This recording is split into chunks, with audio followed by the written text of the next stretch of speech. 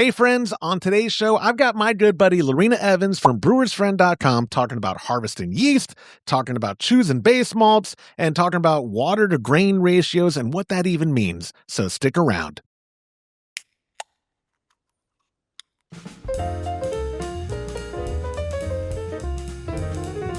Well, hello, my friends, and welcome back to another episode of the Homebrew Happy Hour. This is the show where we supply the answers to your homebrewing questions and discuss all things related to craft beer. And if you, my friends, have a question you'd like us to discuss on a future episode, of course, you could go to homebrewhappyhour.com. You could click on that submit a question link at the top of the page. Even better, call it into 325-305-6107. Leave a message after the beep. I love hearing your voice. It, again, validates me and convinces my wife that this is a real show. And people don't quit laughing over there. I'm doing an intro right now. I am your host, Joshua Stubing, and I am joined by the lovely Lorena Evans from Brewer's Friend from Homebrew Talk. And I was trying to think of off the top of my head, what are your preferred credentials? Because for me, like, you're a technical writer. You've been a technical editor too. Did I just use technical twice too much? You're published. You are accomplished, and I just reduce you down to, she's Youper Brew. That's what she. But that works. That works just fine. Yeah, but my friend Lorena, how are you doing today? Good, thank you. Thank you. I appreciate you being easygoing, doing the show with me kind of last minute. Did you just call me easy? Easygoing. Easygoing. I am not getting another 1-star review for my. that lady's gonna update her review, and she called her female guest easy. Yeah, golly. No, if it was Todd on the show, I'd say easy. That'd be different. And everyone would be like, yeah, that made sense. We do the show different now since the last time you were on, only in the sense that I'm actually doing post-production editing. It's terrible. I hate it. But no music, no ad bumpers while we're recording. And I'm not gonna lie, usually the intro music I like because it gets me in the mood. Like, here we go, here's the show. And now it's just, it's like hearing yourself breathe. It's just weird. It's like, where's the music? I'm not getting hyped up. Anyways, I do appreciate you have, I didn't remember, when do you go back up to the Upper Peninsula? Because you're still obviously in beautiful Florida. Yes. I could see behind you, you have a way better scenery. I have, my wife calls me a weeb because of all my Japanese stuff. I think you have to have the pillow to be a weeb. But either way, I like my office, but your view, that I would. Yeah, my office is a little more attractive than yours. Way more. But y'all are, I guess you don't abandon ship until the real summer. When do you go back up there? Yeah, my husband and I are discussing about this now. Here's the difference. I live here. He says he lives there, but we are together. In fact, one of the girls is like, I thought you and Bob were separated. I'm like, no. It's just he loves cool weather. He loves gardening. He wants to get back and dig through the snow to plant his garden. I want to stay here until the mosquitoes and the black flies are gone, like that one day in August, go back. So we'll probably go back. I've got him committed to staying here till about April 24th or so. Hey, okay, good for you. No, I would stay there as long as I could, man. It gets hot, it gets sticky, but I'm working on the boat. So I work on a tour boat and kayak and fish and hang out with my friends. It's not a bad life. I've never been to the Upper Peninsula, but everything I've heard from people who know you Youpers say you're just like aliens, basically. Like they do. And I think they say it endearingly, or maybe they don't. I have friends in Southern Michigan. Some of my wife's family, and when I've talked about knowing people in the Upper Peninsula, like, yeah. There is that. There is a sense of. Apparently, you've never seen that movie Escanaba in the Moonlight with, I think it was Jeff Daniels? No, somebody really important and famous. And he kind of encapsulated all that we are. And that movie was not a big hit. But yeah, if you want to see how Youpers live, Escanaba in the Moonlight. And there's a band called the Youpers who sing about things like bodily functions. And I'll have to look all of this up. Yeah. yeah, you'll have to. And now you just, I can't describe it. You're the reason now for the next 1-star review. It'll be like, oh, it was an awful movie. And this band, ugh. How many songs about farting can you make? Ugh. Oh, it gets worse. Oh, it gets worse. Oh. Anyways. And they are adult men. Yeah. So there you go. Yeah. Well, adultism on paper, right? Like, do we ever really adult, do we, as men? Right. I don't think I do. Let me get us on track because otherwise I'll digress the whole thing. I have really short small talk before we get into the 3 questions, and voicemails are back, my friends. So we'll get to that. But first, go to patreon.com/homebrew happy hour. Join a recipe receiving tier of the Chub Club, and you're going to get, we're calling it West Coast Legend. It is a Pliny the Elder clone. I know. I'm so pumped, so excited. Do you want? Would you like me to ship you that kit down to Florida? Yeah. I can do that. I can get you in. Well, no, hang on to it. We'll send it in Michigan because I don't brew down here. It's too hot. Oh, that's right. You don't brew. No, you've told me that. That's me. You've told me you don't brew down there. Too hot. It's just even with the air conditioning on, the temperature inside. So I'll be able to get it up to you in April or May, whenever you're up there. But either way, patreon.com/homebrew happy hour. Super excited because I just interviewed Vinny Chilurzo from Russian River. That was last week's episode. It went great. He's a phenomenal brewer, just a phenomenal guest. And what I was most surprised about, not most surprised, what I appreciated, because I actually kept my mouth quiet, Lorena. I was an attentive listener. I promise. I would say something and I'd let him elaborate and talk. And at some points I was like, oh, I got to interject a joke right here. I didn't. I held back. I'm an adult. I am an adult. I'm impressed. And Vinny, just his history as a home brewer, he just had so much information to offer. It was so cool. I was like, is this real life when we're on the call together? And we talked before we recorded for about 25 minutes. And then we talked after we were done recording for another like half hour. He was just, and I was like, brother, if you got things to do, he goes, no, man, I'm fine. I was like, oh, this is great because I'll talk to you for another 3 hours. But it was great. But again, patreon.com. Oops, wrong screen. Okay. Patreon.com/homebrew happy hour. But then also, guys, I got to tell you, I'll update and I'll make a proper post because by the day this publishes, which will be Thursday, the 26th, I'll be on a plane up to St. Louis. I got picked up to do some videography work and commercial production. So I'm going to work on a project then, meaning Friday's Brew Day Live that we had originally planned is going to be rescheduled. I'm not canceling it. My pop and I are actually going to do it on the last day of the month, Tuesday, because I get back Monday. So Tuesday the 31st, 10 a.m. Central, go to youtube.com/homebrew happy hour. Come brew with us or come watch us brew. I know people are going to DM me and be like, but Josh, that's a Tuesday. Fridays are easier for me to watch. I know. I'm sorry. I apologize, guys. But Tuesday, skip work. Like put it on your phone. Hang out with us. Just speak quietly from your office desk or listen with headphones on. I don't know, but we're not canceling it. We're just postponing it. So March 31st, that's Tuesday, March 31st at 10 a.m. Central. Come brew with us. I'm pretty confident we're going to actually start the brew day around 10. So they'll be able, this brew day live, though, normally by the time I go live, we're already halfway through the mash. It's just to make the brew day more efficient on my end. So my pop's not hanging out at my house all day because he has stuff. No, I mean, that's go home, Dad. like he doesn't want to. I mean, I'd love for him to be here. Pop, you could be here all day. I don't care. I meant for his. It's too late to backtrack now. I know you're right. I can edit that out now that I have to do post-production editing. He gets here early, and I'm usually already like about to mill. Like we're basically ready to go. The water's collected and all that. He has stuff going on Tuesday morning, so I'll have all the water and stuff ready and collected. But we'll probably mill.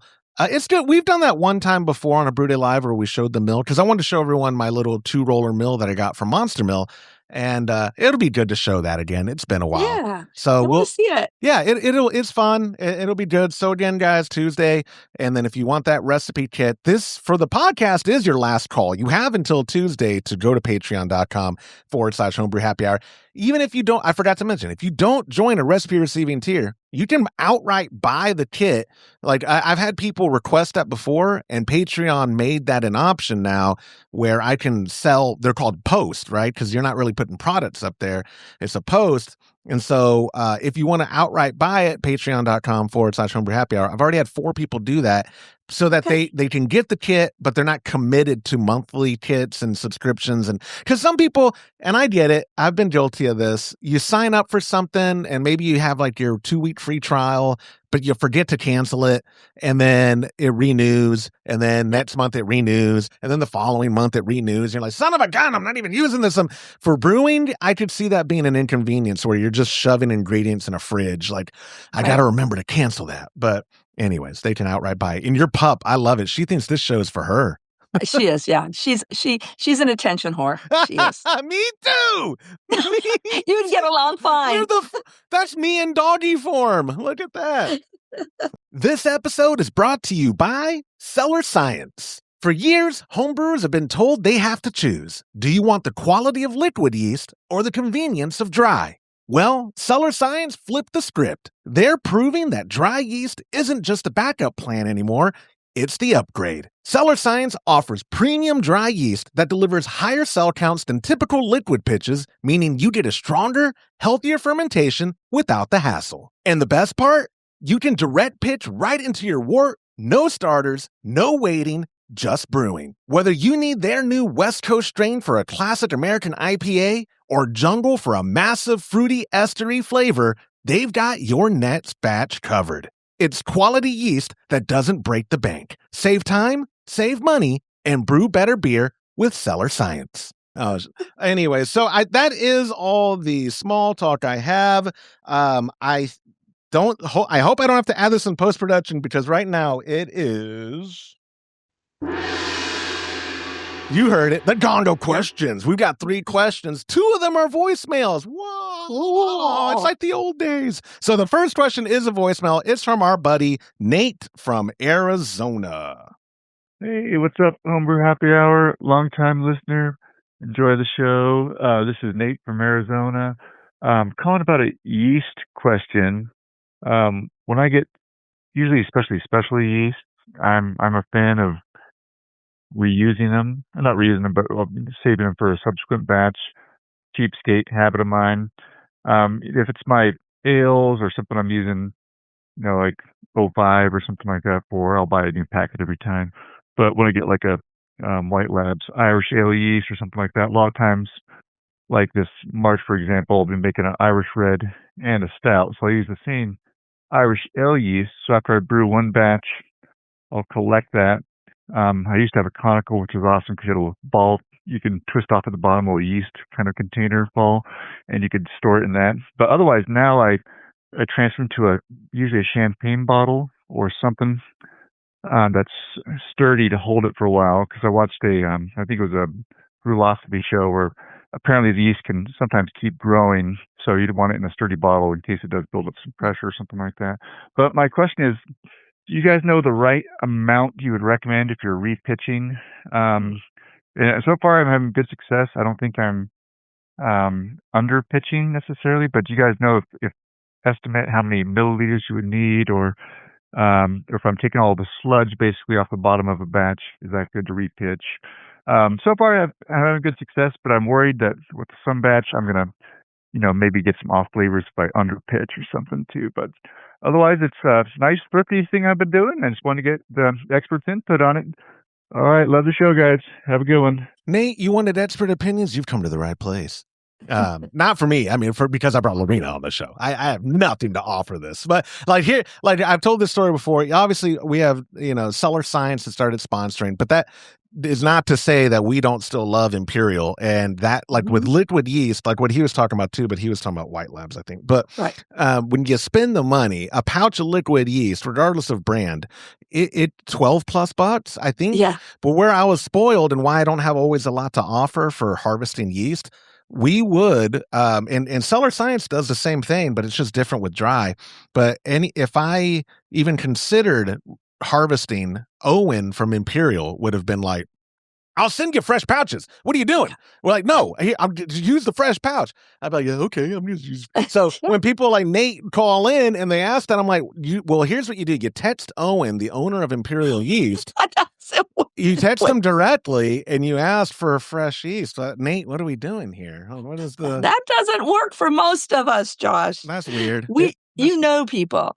I use a variety. I love Imperial. I do use a couple, but I also have some favorites like the White Labs Chico strain. I like more than the Yeast Chico strain. So I am kind of a yeast nerd. So, and I am also probably more of a cheapskate than Nate, honestly. Called himself a cheapskate. I will save.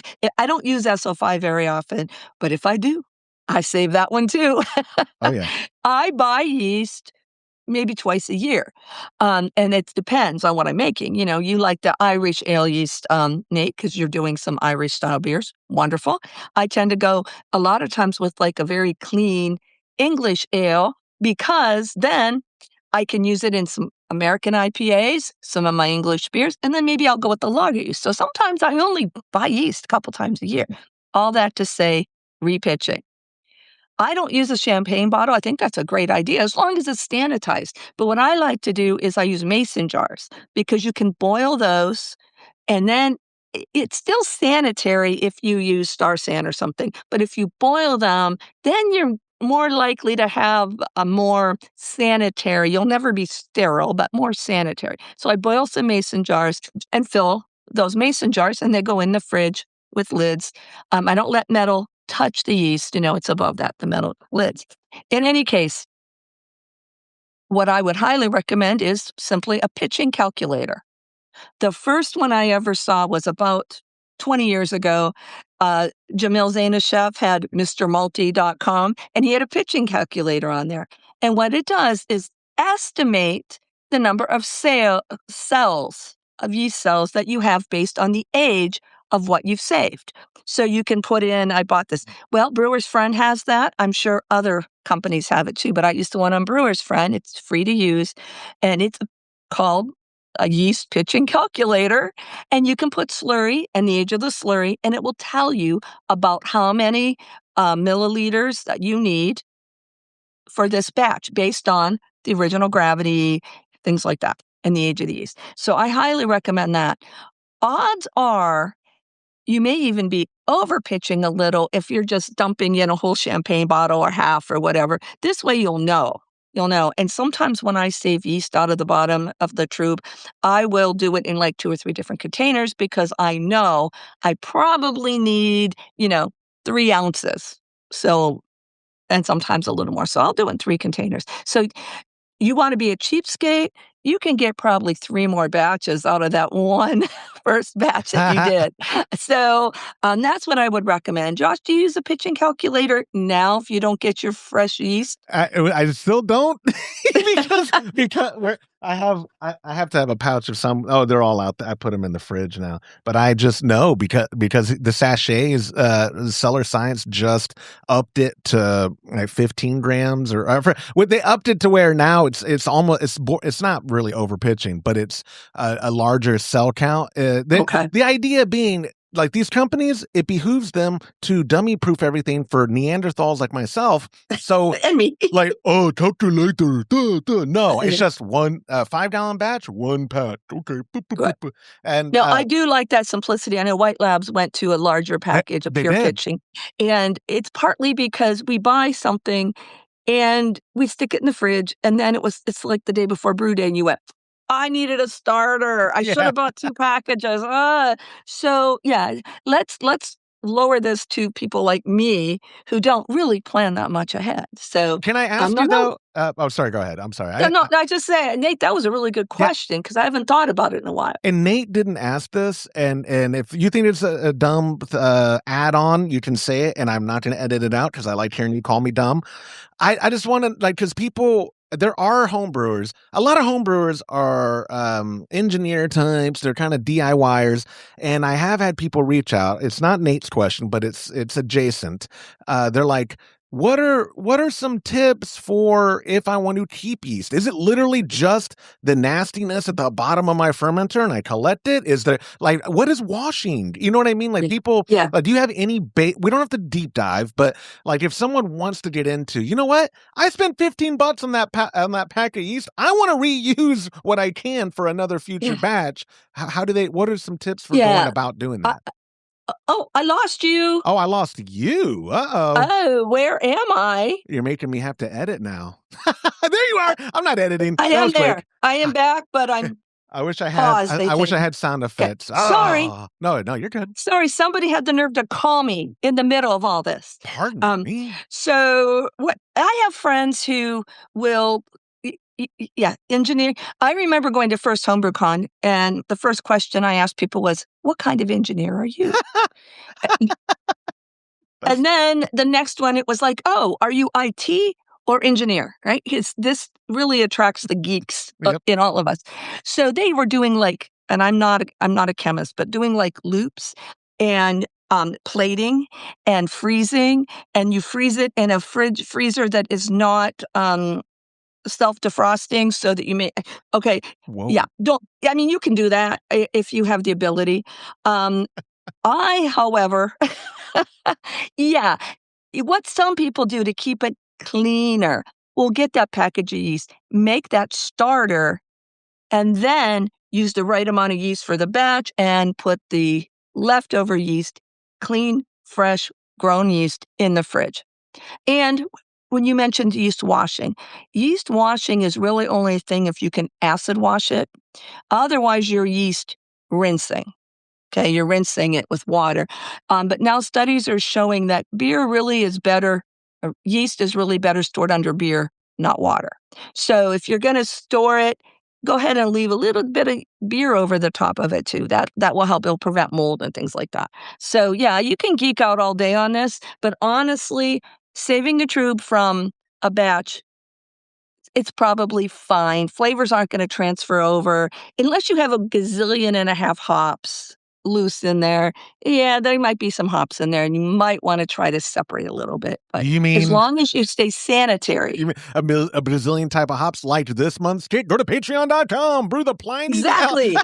Yeah. How many ounces of hops are in a 5-gallon batch of Pliny? Dude, all I know is I've been bagging hops for a week because I joked on my Instagram about, I'm gonna have child labor sweatshop. My kids disrespect me. They're like, I was like, you want to learn how to bag hops? You're just trying to get us to do it for you. I was like, yeah. Do you want to learn how to bag hops?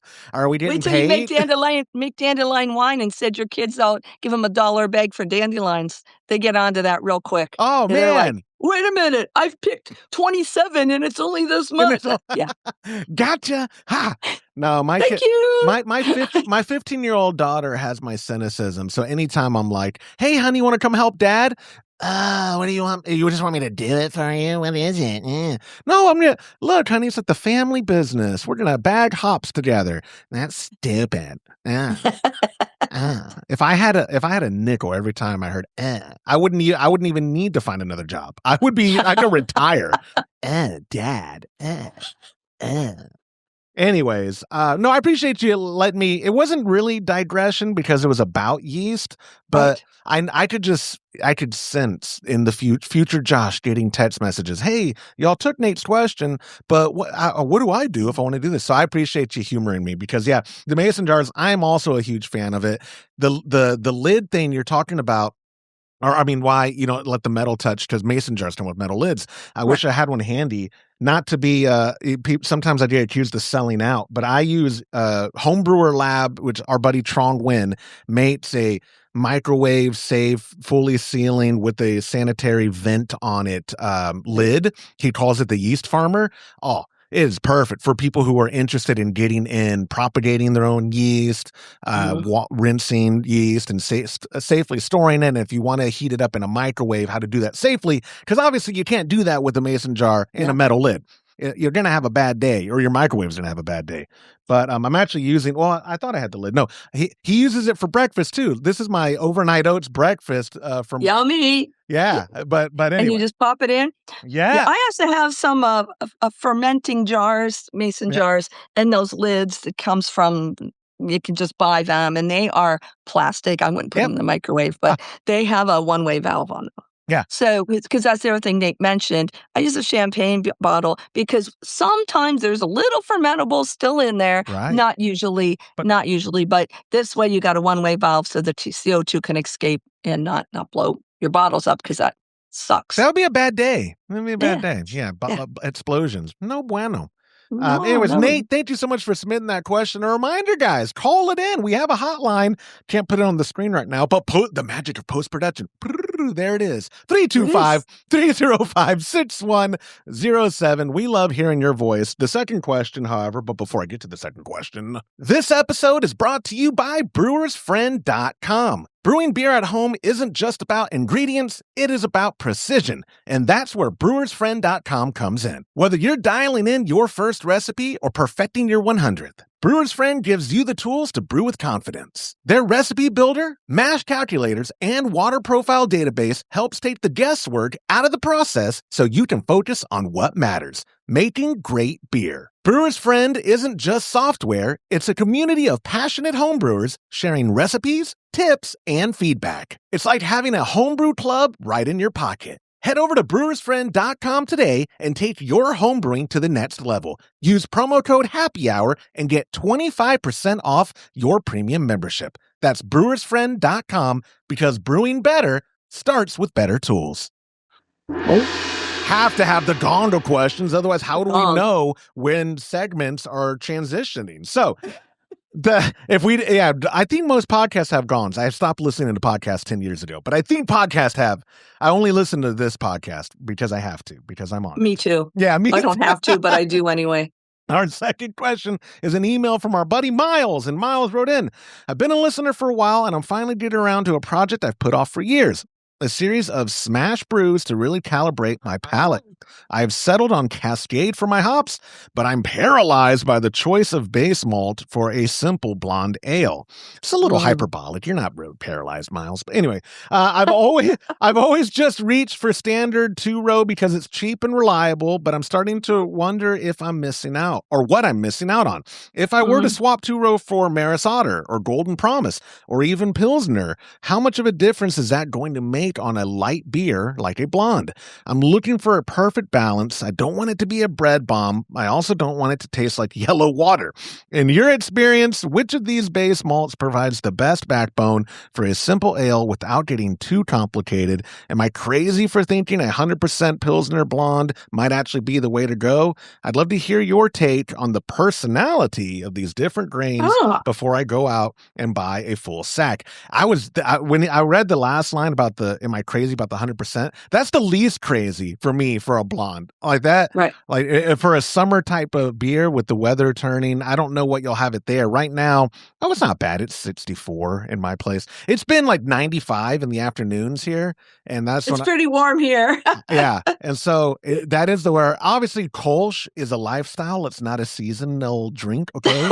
But how do you work Kolsch into every single discussion, no matter what we're talking about? I'm paid by the Kolsch Council of Germany to say I have a quota. If I don't hit it, they torture a puppy.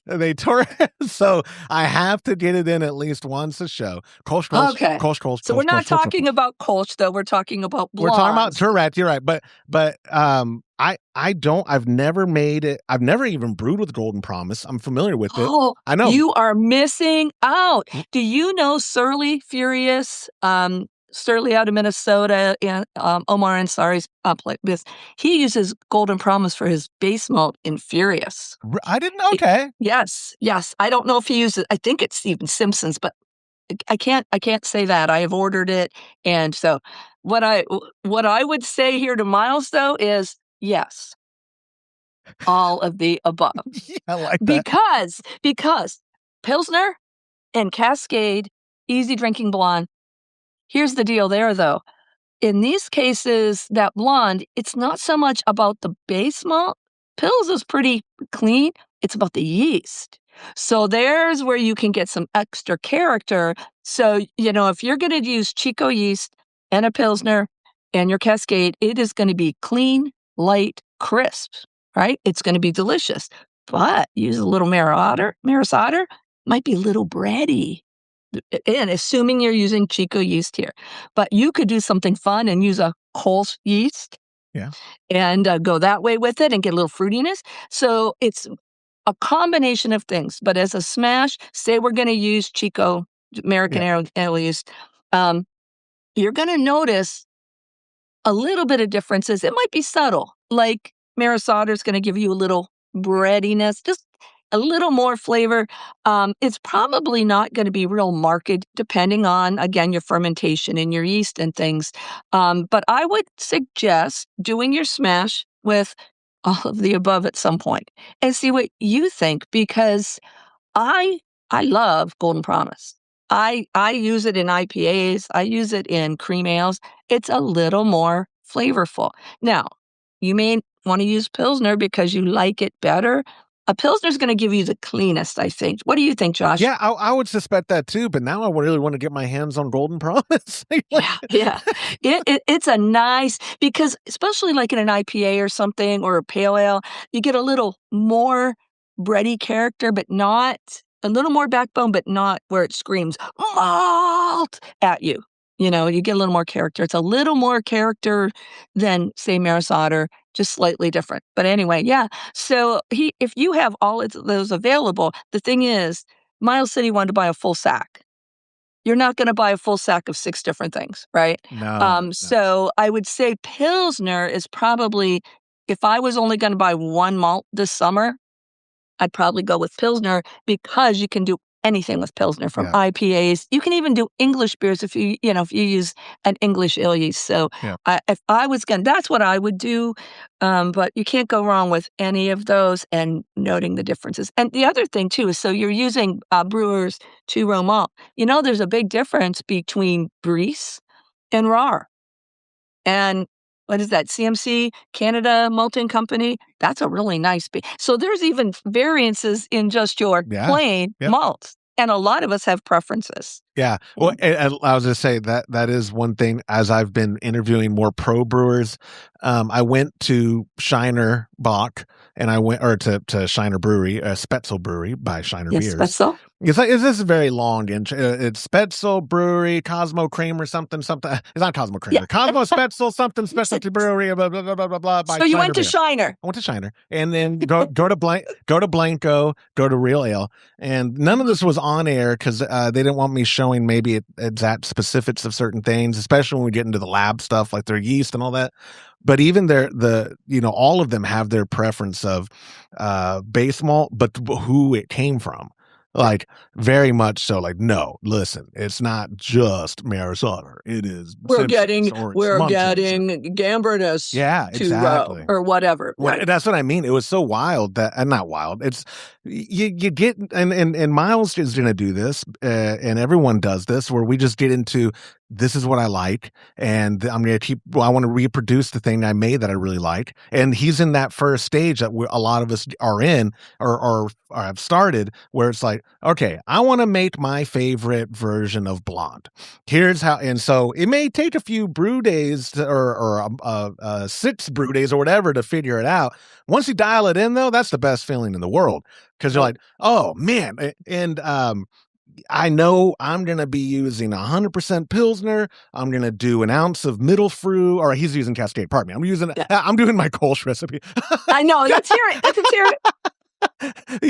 But yeah, the ounce of Cascade for 60, maybe at Whirlpool, do a half ounce or something. And then, that Chico, let it go to town. Oh, that's going to be great. Oh, but like you said, the Maris-Otter, that's going to be great. And I can't speak for the Golden Promise, but I trust you that it's going to be great. You got to trust me on this one. It's pretty outstanding. And, there's a lot of brewers that I know. I only want Weyermann, floor malted. You know what? They make great beer. You can't argue with that. Yeah. And then there's other brewers like me. I really do like the Briess 2-row in this, but RAR's pretty good. I'll just put more hops in it. Budget friendly. Well, and I want to even give people grief for having a favorite brand, because You're speaking with the world's biggest cereal connoisseur. I don't know if you know this. You've known me long I did enough. know that. I'm highly addicted to sugary cereal. And if my wife gets anything else other than Frosted Flakes, if she gets me sugar frosted corn flakes from HEB, go back and go get Kellogg's Frosted Flakes. Go get the real cereal. How dare you bring that imposter into this house? I will not. Or like the Fruit Loops, but then they also have what are the brands? I mean, I grew up thinking I was poor, at least, where when you get the cereal and it's not even in a box, it's in a big oversized bag. It's in a big, in a container.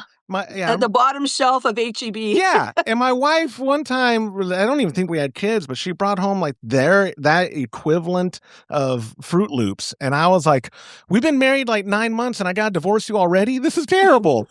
What are you doing? Get Fruit Loops. Oh, but this was $1.50 cheaper. Oh, okay. What do you think I work hard for? Here, give me my wallet. I got $1.50 right here. At that time, when we first got married, I was making minimum wage, which is $5.15 an hour in the state of Texas, and I was willing to spend that $5.15 on Fruit Loops. I'm working 1 hour today is just for real Fruit Loops, lady. I'm not doing some substitute so that we can have electricity this month. What is going on? No. Get her priorities straight. Get them straight. Yeah. Anyways, back to my What are we talking about? I'm so sorry. Malt. We're talking about malt. And experimentation, and I'll even piggyback on something you had said about yeast. That's the real experimentation. If you're trying, obviously, it's not going to be a blonde if you're doing. You could do the Pilsner and the Cascade, but then you throw some Belgian strain, and you're not going to get a very good blonde out of that. It might be a great beer. It might be a great beer. Sure. It might be a great Belgian blonde.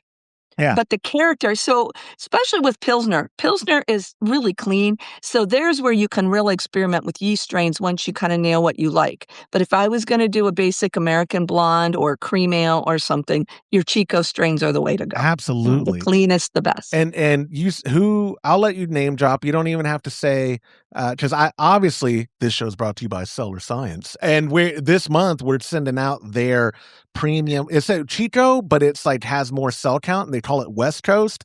But do you have a favorite strain of Chico? Is it liquid? Is it dry? Who's it from? Yeah, I do. Go ahead.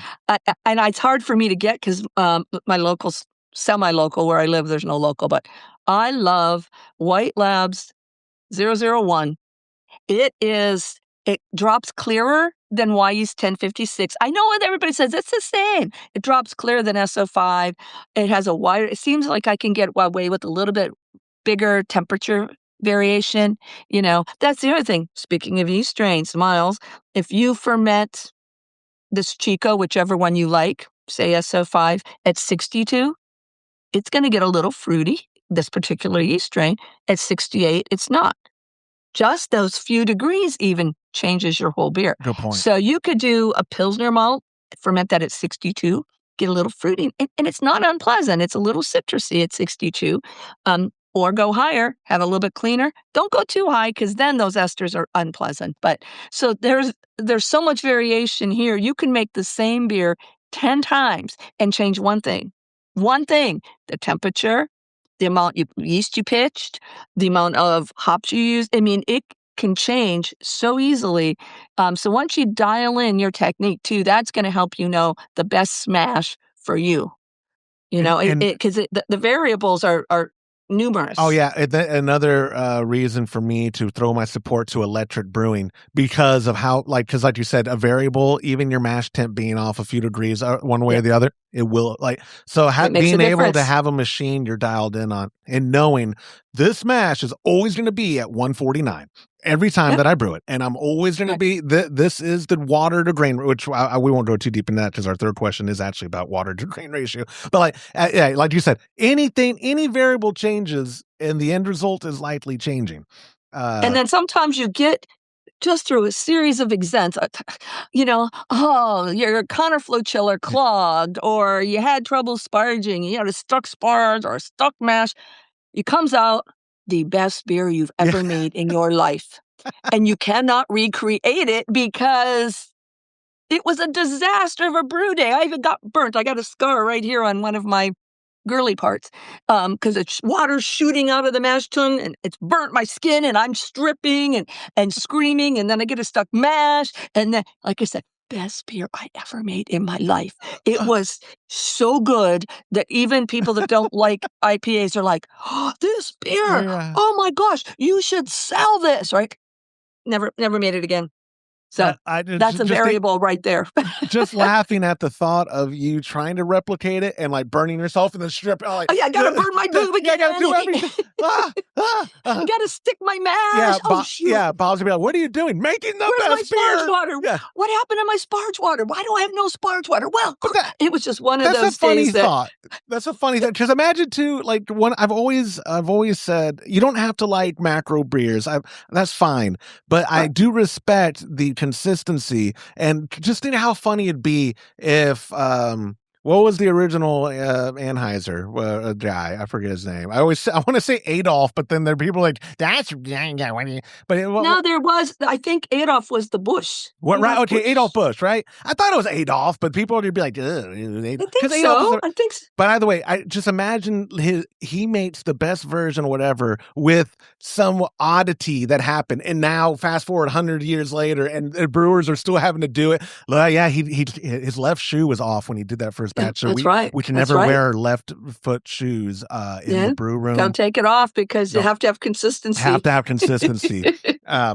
just don't see otherwise how all these macro and craft brewers obviously are so consistent like it's wild. It is wild to me, and that's my most enviable thing for pro brewers is like, just how can I be completely consistent? Because my pop and I, like speaking of Kolsch, because I haven't met my quota yet. So Kolsch, and speaking of the Kolsch, I've gotten it dialed in to where it is consistently predictable, but it's still always something that's a little like this one. Oh yeah, this last batch was a little drier. Okay, I'm happy with that. That's fine. Oh, the next batch had a little more esters. You know what I mean? Like it's not necessarily even perceivable to the average person drinking our beer at my parents' house.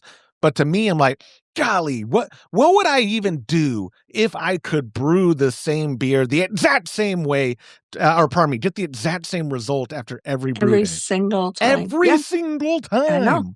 It is amazing. And some of the best breweries have that consistency for a lot of reasons. We don't have to go into it now. Yeah. But like you said, love it or hate it, the macro beers, I have never had a Budweiser that tasted different than in the U.S. Now, it's different in the Czech Republic. Yeah, but if I get a Coors Light, you know what it tastes like. It absolutely. Yeah. Absolutely. Yeah. And at Corona, same thing. They all are consistent. Yeah. Yeah. That's what I was when I was touring Shiner, and I think I probably did with Real Ale too, but when I was touring Shiner, that's the one thing I told them. I was like, I know people who have been drinking Shiner Bock for, 45, 50 years, and it's been the exact same that entire time. Every time, if they did it draft at Broken Spoke Dance Hall in Austin, or if they buy a bottle and take it home, it's the exact same beer every time. It is. Oh, it's infuriatingly cool. And it's something above my pay grade, obviously. Obviously, there's a lot of reasons for that, and we can go into that another time. That's another episode. Miles, thank you so much for submitting that question. We answered it or something, I think. Final reminder, guys, as we go into our third question, which is a voicemail. If you want to hear your own voice on the show because you're tired of hearing me and Lorena yap, call it in to 325-305-6107. We'd love to hear from you. But before I get to the voicemail, today's show is brought to you by Hopsdirect.com. Grown in the esteemed Yakima Valley on the Pewterball family farm, Hopsdirect.com offers the widest variety of hops available online at incredibly competitive pricing. It's simple. They grow hops, they sell hops, and they ship hops straight from their family-owned farm to your doorstep. Producing the highest quality hops is Hopsdirect.com's passion, and they're proud to be an independent grower in the craft beer industry. Go to Hopsdirect.com right now and get what you need to make your brew day better. That's Hopsdirect.com. had to do the. How did I even know to go to the last question if I didn't touch the gong of questions? Bringing I would us still be on question 2 without you. You would. You'd be like, Josh, we're still talking about Golden Promise right now. Yeah, right. Third question. It's a voicemail. It's our buddy Chris from Michigan. Hey guys, this is Chris from Michigan. I got a quick question for you guys in regards to water to grain ratios in your mash. I'm currently a brew in a bag brewer, looking to want to go over to sparging. I've heard different people give their opinions in regards to their mash, their grain to water ratios. Was interested in regards to what you guys do for your ratios. Is there a benefit to going a thicker mash? Is it better for a thinner mash? Would love to get your guys' thoughts on this, and hope you guys have a great day. This is Chris from Michigan. Oh, I had to stop it. He had actually left his whole phone number and everything. I'm glad I stopped it. Yeah. I didn't copy and paste that part into the PDF I sent you, but I did make a mental note of, make sure you stop it before he gives out his social security number too. Chris. No, I want to hear that part. Yeah. 555-555555. Yeah, thank you. Yeah. That's a really deep question, and with a lot of science and everything.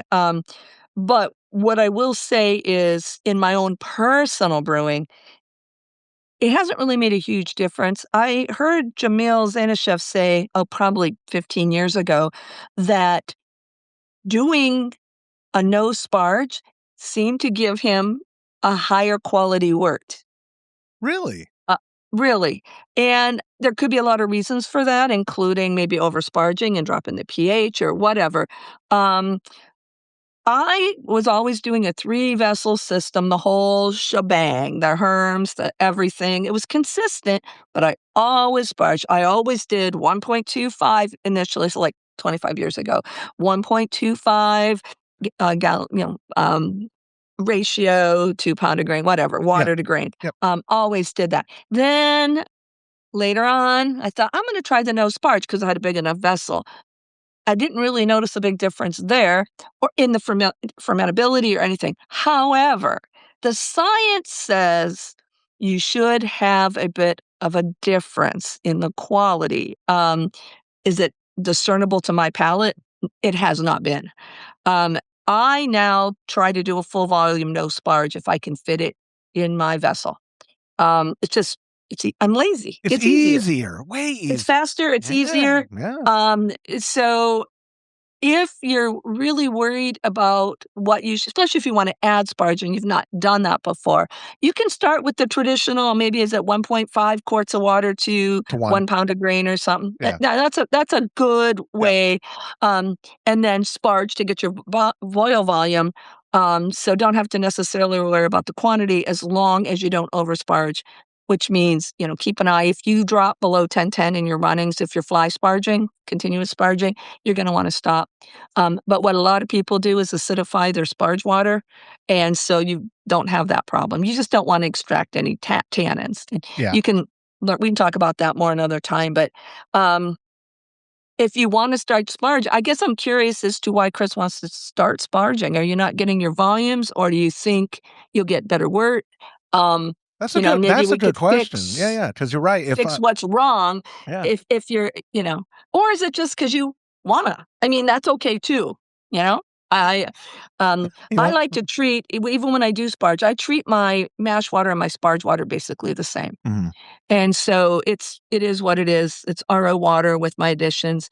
I have any gypsum I'm adding, for example, and I want my mash pH to be lower, I might add that to the mash. But overall, my water's the same. So it doesn't really matter to me.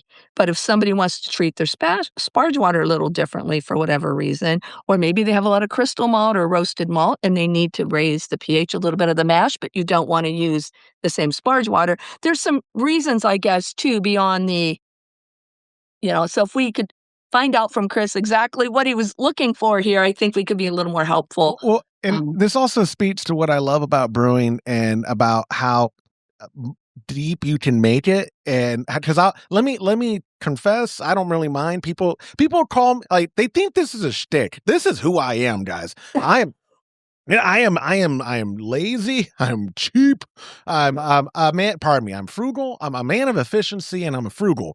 But I'm going to use that for myself too. yeah, I'm you're a man of efficient efficiency. and frugal. But hey, what's up, sweetheart? Audio only listeners. Her dog's on the screen, so y'all don't think I'm. You're going to get in so much trouble. Well, I just remember, like, literally, I looked at our stats. 94% of our audience is still audio only. Look at that, and your dog knocked over. My dog just said goodbye, Josh. Yeah. Hey, I'm trying to play with mom here. Can you go? 94%. So if I'm like, saying something like, "Hey, sweetheart," they're thinking I'm talking to you like that, which I would. It's not beneath me. But you like, do. Hey, I do. But see, nobody needs to know that. That's right. When I call you, "Hey, sweetheart," Hey, baby. "Hey, baby," "Hey, what you doing?" What are you wearing? Yeah. Wait. Yeah. Let me get us on track. When I sorry. No, you're good. Here's how efficient I am, as in lazy.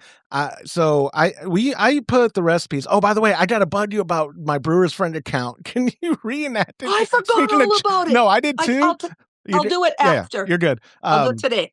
Good. No, that's speaking to my cheapness. I'm begging you, but no, I put the recipes in Brewer's Friend when I'm making them, so I can make sure, because one of my favorite features is I don't know if y'all have a name for it, but like style checker, I'll call it that, where if you're within there's a check mark. You get check marks. Yeah. If I put that I'm doing a double IPA and I put in the Pliny one that I came up with, which, spoiler, Vinny corrected my recipe. So if I put in Vinny's in a Brewer's Friend and it says it's not on style, y'all have got bigger problems. But no, I like the check. Vinny defines the style. Yeah, he made it. Yeah, I'm trying to make my own style, but I don't think anyone wants my Kolschweisen. But anyway, my weedy Kolsch. We accidentally brewed one years ago. It was terrible. Let me get back on track. Okay. I put it in also because we brew on a Grainfather G40. My favorite piece of brewing gear that I personally used. I have experience with a ton of all-in-ones and some 3-vessel Herms and all that. I really, really enjoy this G40. We've had it for 4 years or 5 years now.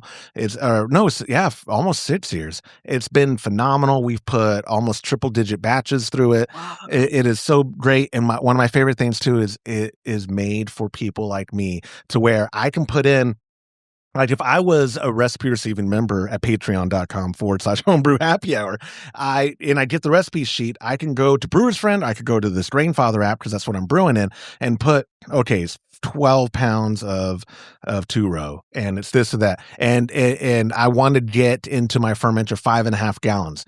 It calculates the water we need anyways, the water calculator, in regards to, like, I'm not consciously doing a water to grain ratio. The software is.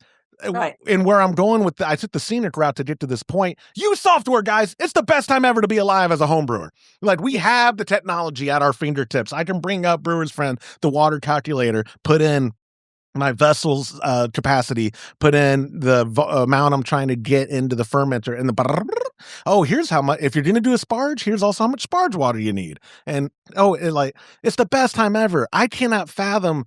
Vinny's been brewing since like the 80s. He was telling me. Mm-hmm.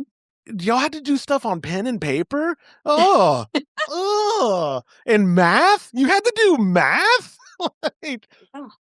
We are living in the best time ever. That's why it's so heartbreaking that this hobby, it's dying. Yeah, it's not popular right now, but it should be, because of how easy it is to make good beer at home and how fun it is to do it with people. And assuming it took me a while to make decent beer, but it's just like, it's just wild that how popular homebrewing was, like, in the 90s on the West Coast, really, or I guess on either coast, right? It didn't hit Texas for a while in sense of being like super mainstream. I guess it's never been mainstream, but the West Coast explosion of the 90s is just so cool, because all these dorks, like, it's like I don't know, a Dungeons and Dragons group, like, I brewed a blonde ale, and I dry hopped 1 ounce of Simcoe. I cast the Chico ale. I'm all over the place, man. But anyway, you are, Chris. I'm following though. That's kind of cool. Yeah, with you. You're in that same part of the spectrum I am. Thank you. yes. I'm in there. Yeah. I think you're right though. I think that we have the equipment and the abilities that we did not have even 10 years ago, and so there's some things that when I first started brewing a very long time ago, I was rigid because I read John Palmer's book and I read Charlie's books. And I learned that you must do this and you must sparge and you must consider residual alkalinity. And but now we really, yes, that's all kind of still considered because it's all in there, but we have learned. I mean, when somebody first mentioned brew in a bag and no chill, oh, Scandalous. heresy. Scandalous. So, yeah, and if you are, thinking that maybe you want to tighten your brewing so that you do consider the water grain ratio and things, that's great. And I don't mean to minimize that. It's her dog again, guys. It's not me. It's her dog. I'm really sorry. No, you don't need to be. She's adorable. She's like, I want to go for a walk. Yeah. I don't want to go for a walk. I mean, she wants to go for a walk. I want to just sit here and talk about beer all day. Yeah. But anyway, so if you're trying to just tighten up what your methods and things like that, this was Chris, right? Yeah, that is one reason to change. However, don't change for the sake of change unless you want to fix an issue or do something. Because I have a feeling you're making great beer and looking at other ways to maybe streamline your schedule or, somehow. And if that's the case, just do what you're doing. Make small changes at a time, though. Don't change everything today. I'm going to do less water. I'm going to do more sparging. I'm going to raise the temperature. Make a couple of small changes and see if it makes a difference and if it's worth the trouble. Yeah. And if it makes people feel better, like I'm beating a dead horse, but there's so many different ways to achieve good beer. And I'm seeing it with my own eyes on a commercial level. The more breweries I've been visiting for the podcast and whatever, they don't all brew the same. You know what I mean? Like their systems, direct fire or steam or all these different ways is so wild, even the commercial level. Oh, their philosophies. I mean, at the end of the day, water, grains, hops, yeast, we got that. But the way to get from A to Z is all over the place at the highest of levels of commercial brewing. It's just so, that's why, like you said, if there's a specific reason you want to add a sparge, fantastic. Do it, try it. Is there a benefit to thicker mash, thinner mash? Man, that's so subjective. It's not a black or white kind of answer. It's like, I like mine thicker because of this reason. I like mine thinner because of this. Or like you said, the Jamel, that was 15 years ago, I'm saying the higher quality wort in a no sparge batch. Right. Yeah. And again, I don't know how you quantify that, but just that he determined for himself, save myself on the low end 20 minutes, on the high end 40. I mean, I don't know how long people sparge for, but we sparge. Used to be an hour. The thinking many years ago was, yes, you continuous sparge, this much water over the grain bed, let it go out. It's going to take about an hour because you want to do it slowly so you don't get any channeling, right? And don't stir. And now, here I am brewing in a bag, beating the heck. Not really, but no. Yeah, I stir. I squeeze the bag. Whoa. I do all these horrible things. I squeeze my sack. Yeah. I do. You're trying to get me a 1-star review, dude. I'm sorry. No, you're fine. No, you're fine. You got to quit calling me honey and stuff when you see my dog. And listen it's you. Yeah, listen here, sweet cheats. I appreciate you. There you go. See, I'll take it back on me. Yeah, I this is totally digressing again, but I'll end with this. When I drum in the church band frequently, and when people mess up of other instruments, they get all self-conscious or whatever. So I become the self-appointed whipping boy to where if the guitarist is struggling in a solo, I'll drop a stick or I'll bang on stuff just to get people just I can handle it.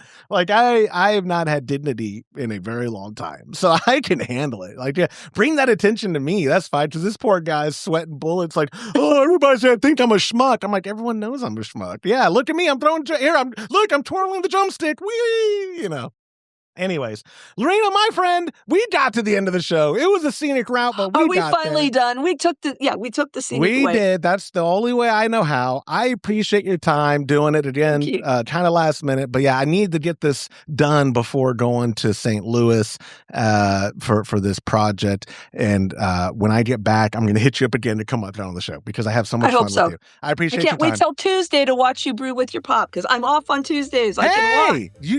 Oh, you don't brew down there. I was just saying you should brew, but you don't brew. I can. I've been doing kombucha and other fermentation stuff. I make kimchi and stuff, so I can. I just don't want to make the. I don't blame you. I just don't want to have to try to make the climate different. It's like whatever. I don't blame you. But anyways, my friend. But I am off Tuesday, so I will tune in. We'll see you then. I appreciate your time. Talk to you later. Thank you. Bye-bye.